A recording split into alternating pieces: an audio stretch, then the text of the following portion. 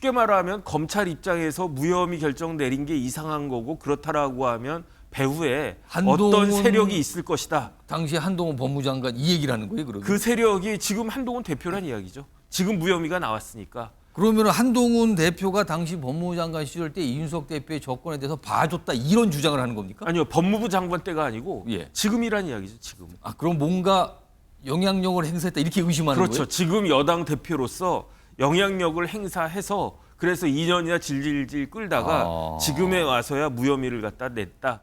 오늘 이준석 개혁신당 의원이 한동훈 대표 관련 얘기를 하는데 여기에 무슨 내통 그리고요 속 좁다 이런 두 가지 내용이 담겨 있습니다. 일단 이준석 의원의 목소리 들어보겠습니다. 전 살면서 한동훈 위원장이랑 전화 통화 길게 한 번 한 것밖에는 연통한 적이 없습니다. 예. 그쪽 사람들과도. 네. 그렇기 때문에 한동훈 위원장과 저는 어떤 사안에 대해서도 의견을 나눈 바 없고 내통할 일은 더더욱 만무합니다. 한동훈 대표는 아직까지도 개혁신당 당대표 허은하 대표를 만나지 않고 있습니다. 예.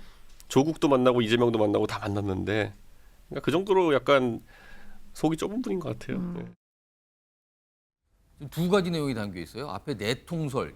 최근에 무슨 이준석, 한동훈 내통설 이런 얘기를 어떤 분이 하셨나요? 화면에 좀 설명이 담겨 있네요. 여기 보시면 최근에 검찰이 이준석 대표와 관련해서 무혐의 결론을 내렸어요. 과거에 이게 논란이 됐었잖아요. 이준석 대표가 성접대 의혹 이런 게 불거졌었는데 이거와 관련해서 이제 무고죄 얘기가 있었어요. 무고로 뭐 고소를 했는데 그게 무고라고 다시 또 뭐 고소가 되고 이런 거였는데 이 성접대 의혹 무고죄에 대해서 검찰이 무혐의 결론을 내렸어요. 그러자 여기 뭐 강신업 변호사 이렇게 써 있잖아요. 지금 가세연 측 법률 대리인인데 무혐의 처리 일원이 한동훈, 이준석 내통설이 나온 거다. 근데 방금 들었지만 윤수석 의원은 그런 거 없다. 무슨 소리 하는 거냐 이런 반응인데 정혁진 변호사? 내통설 이게 뭡니까? 뭘 내통했다는 겁니까? 지금 이 주장을 하시는 분들은? 그러니까 좀 전에 이제 앵커가 말씀하신 것처럼 이준석 의원 관련해서 성접대 의혹이 있었잖아요. 예. 그다음에 그때 김철근 실장이 내려가서 뭐 이상한 각서 같은 것도 쓰고 그러지 그래서 뭐 않았습니까? 무마한 거 아니냐 뭐 이런 얘기까지 등장을 했었는데. 그러니까요. 그런데 여기에 대해서 가세연이 아주 집요하게 파고들었어요. 그러니까 이준석 그 당시 대표죠. 이준석 그 당시 대표죠. 예. 가세연 상대로 해가지고 명예훼손으로 고발했다고요. 그러니까 여기에 있어서 가세연도 가만히 이제 있지 않고 이 명예훼손이 무고다 해가지고 본인들에게 그걸 한 걸 무고다 지금. 그렇죠.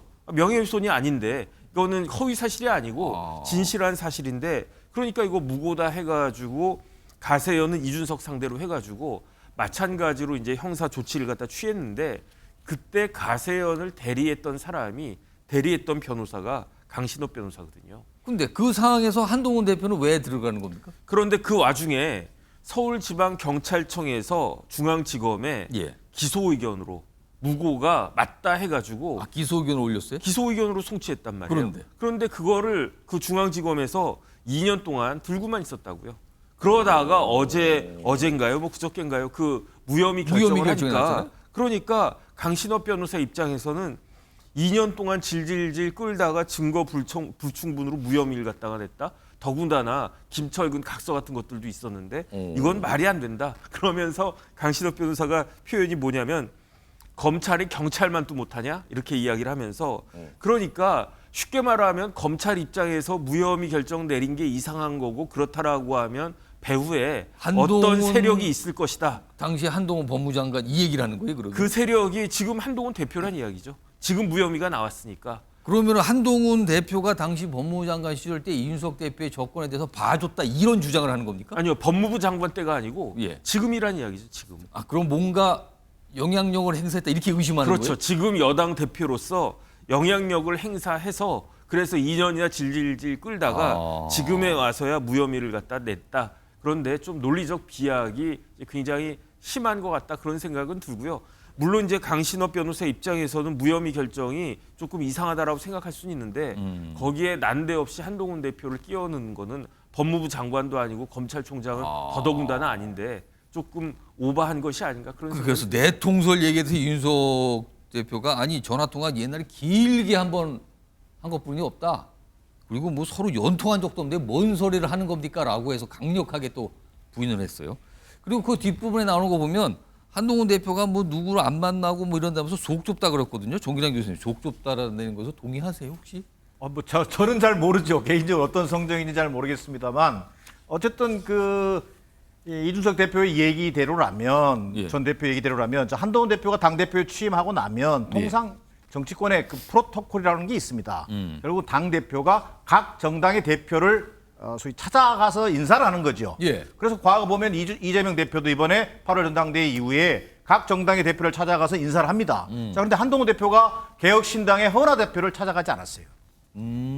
이걸 가지고 이제 속 좁은 거 아니냐, 뭐 이런 비판을 하게 된 거란 말이에요. 이준석 의원이 약간 섭섭함의 표현이니까. 섭섭한 표현이죠. 아무리 미니 정당이라고 하지만 명백한 그 개혁신당이라고 하는 당의 어떤 간판을 가지고 있는데 당 대표를 찾아오지도 않아. 이건 내 마음에 들면 찾아가고 마음에 안 들면 안 가. 이렇게 보이는 속 좁은 행태로 볼 수 있거든요.